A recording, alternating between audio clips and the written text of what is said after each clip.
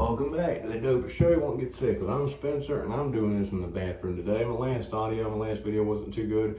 I've got microphones and everything getting set up for where I'm going to have this going on at my gym, along with a couple, the chairs, everything else just going to be a whole lot better. It should be about the start of January, but until then, I'm getting a couple in. I'm planning on getting in 3-week minimum. Then I'll be getting one done every day.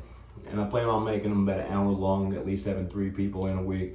I've got a dozen already lined up, some really cool people. I've got one, my last mixed martial arts fight, the guy who I fought, it's his brother, and actually, planning to get him started on the channel stuff too. He's got a lot of crazy stories. He's been down the route of getting locked up, addiction, fighting, and, everything else. I mean, it's some really cool stuff. But anyway, so what I was going to talk about today,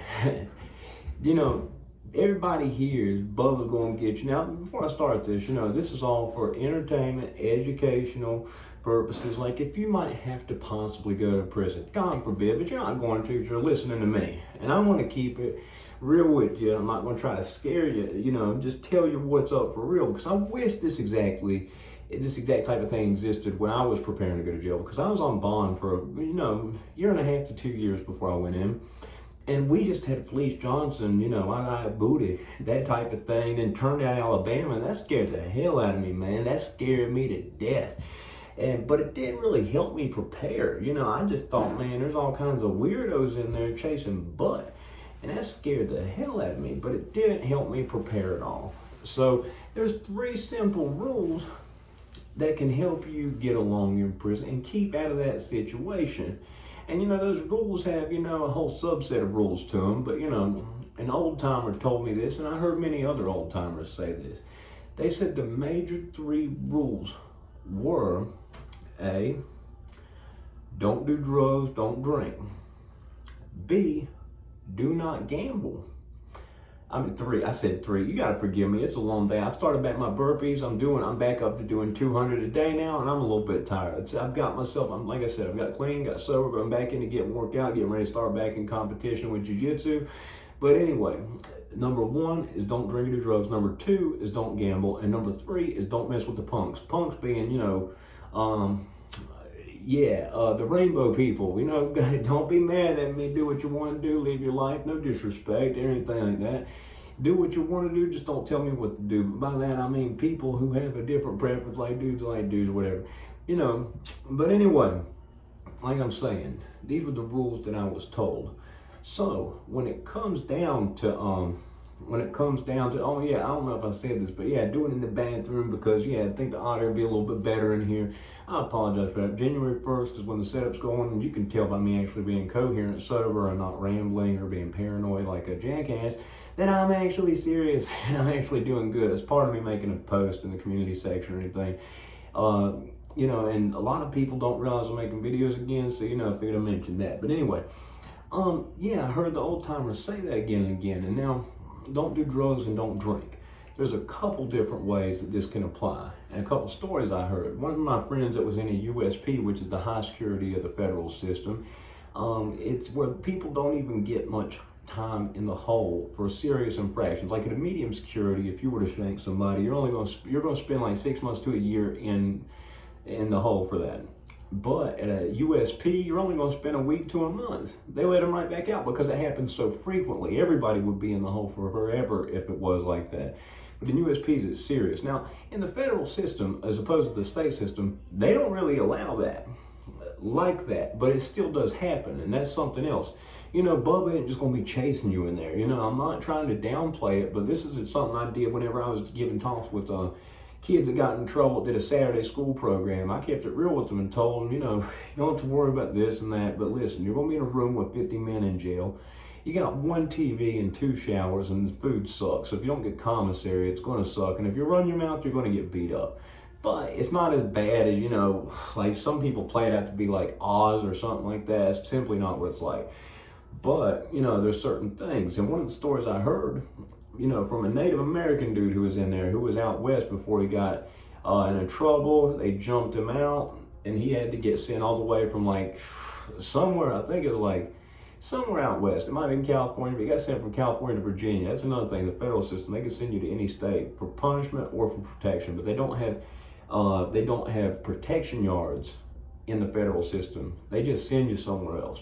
So anyway, he told a story about this little Spanish fellow that was drunk and fell asleep in his room on his bunk, face down. And he said this big dude kept walking by his room and, looking in again after he walked, but he just kept walking in tears, looking in, seeing this guy, drunk, passed out. Said he slept in the room, put the thing over the window, the sheet, which is what people do when they're using the bathroom a lot. And yeah, got him. And now, how did it get handled? His people immediately told him, you gotta go.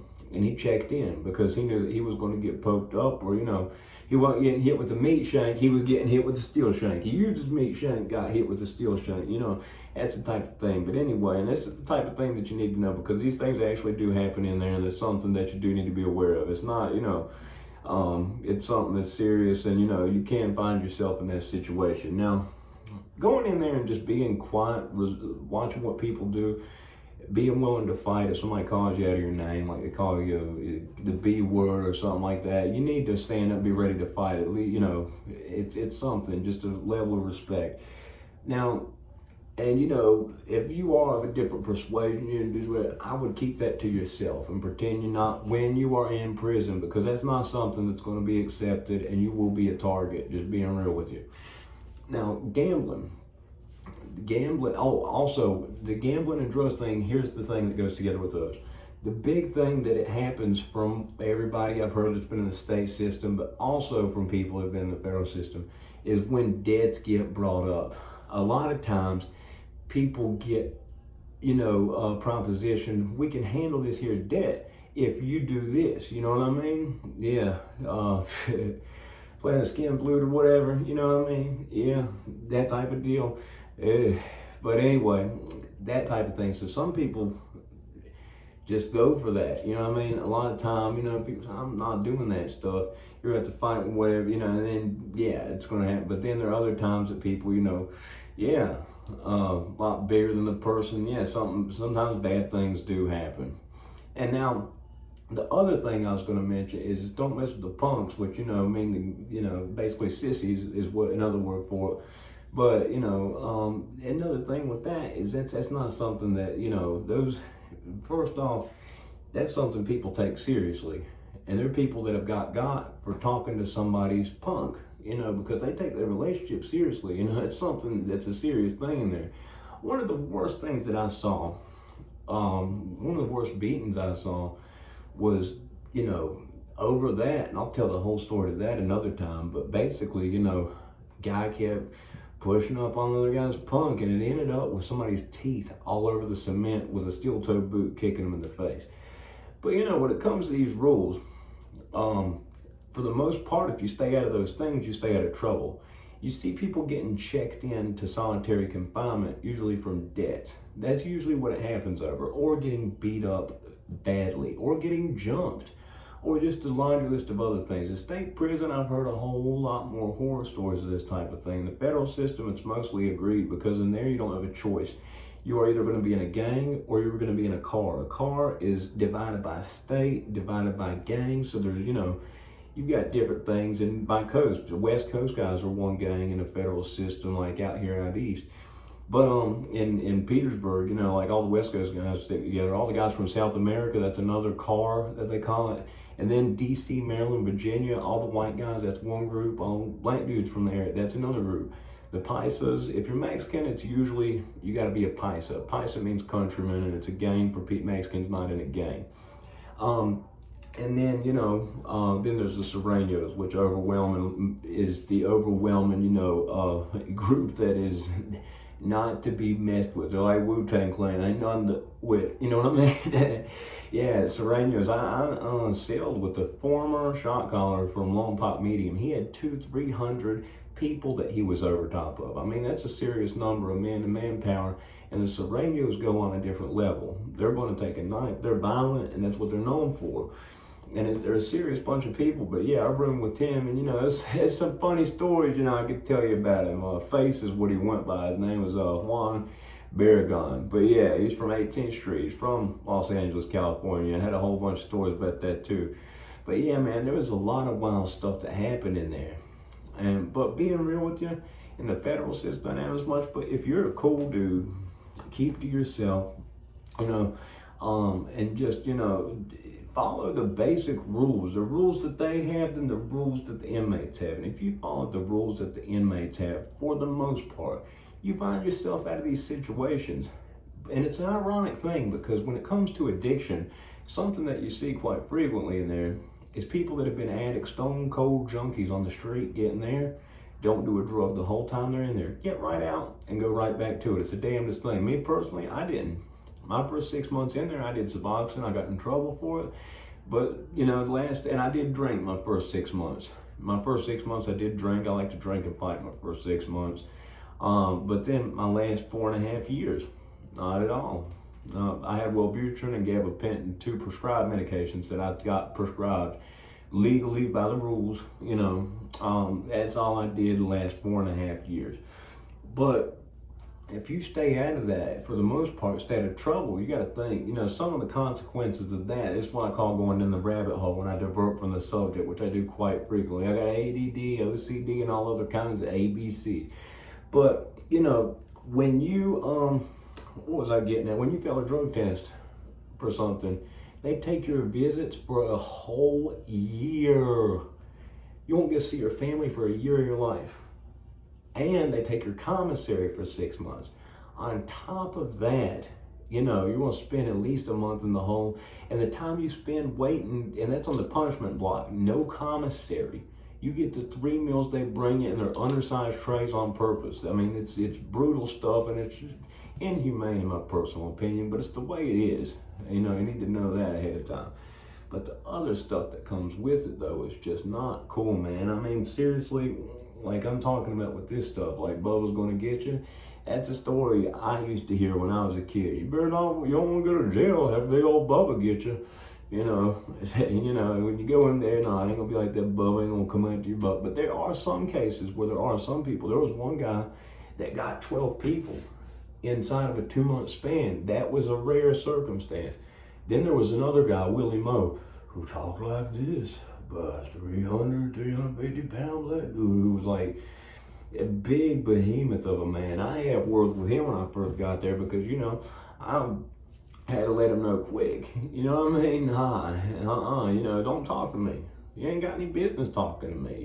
You over here doing this. I'm not down with that. You know what I mean? We couldn't be friends if you just thought we were going to be homeboys because whatever. Nah, I'm not doing it. You stay firm with that.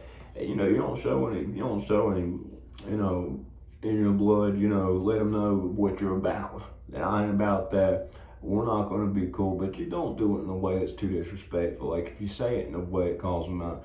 And also getting in fights, a lot of guys mess with them boys behind the scenes, but you don't call them on it unless you're ready to be in a fight. A lot of people in there, the one group of people now, I will get at this. There's one group of people, actually 2 groups of people from 2 different places in the country that have a terrible reputation for for going after people and getting them.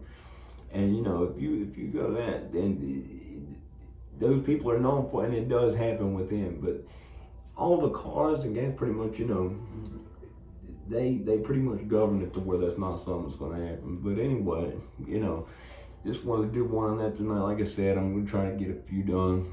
And sorry about the sound on the last one, but like I said, I want to get one out every so often. I'm going to do 3 a week. And January will be a start when I have different cameras up, different audio, and everything else like that. So it'll be all up there. If you like the video, if you've watched to this point, press the like button, please. It helps a whole bunch. If you share it with someone, it helps a whole bunch too. And then, if not, a waste of 14 minutes and 19 seconds of your life, which you'll never get back, and I am sorry for that. But I truly hope you do. All right, now.